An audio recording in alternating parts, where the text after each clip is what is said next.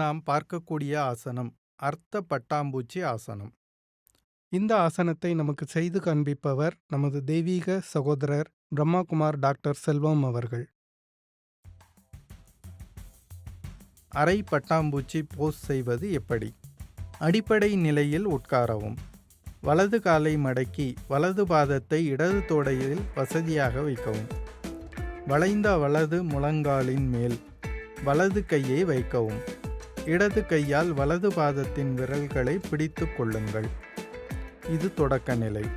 மூச்சு ஒத்திசைவுடன் சுவாசிக்கும் போது வலது முழங்காலை மெதுவாக மார்பை நோக்கி நகர்த்தவும். மூச்சை வெளியேற்றி மெதுவாக முழங்காலை கீழே தள்ளவும். முழங்காலை தரையில் தொட முயற்சிக்கவும். தண்டு அசையக்கூடாது. இந்த இயக்கத்தை எந்த வகையிலும் கட்டாயப்படுத்த வேண்டாம். கால் தசைகள் செயலற்றதாக இருக்க வேண்டும். வலது கையின் உழைப்பால் இயக்கம் அடையப்படுகிறது. மெதுவாக 10 மேல் மற்றும் கீழ் அசைவுகளை பயிற்சி செய்யுங்கள்.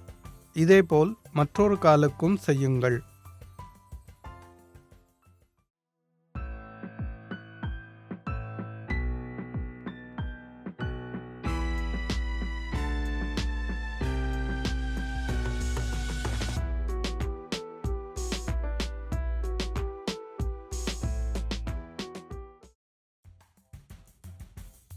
அர்த்த பட்டாம்பூச்சி ஆசனத்தின் பயன்கள்.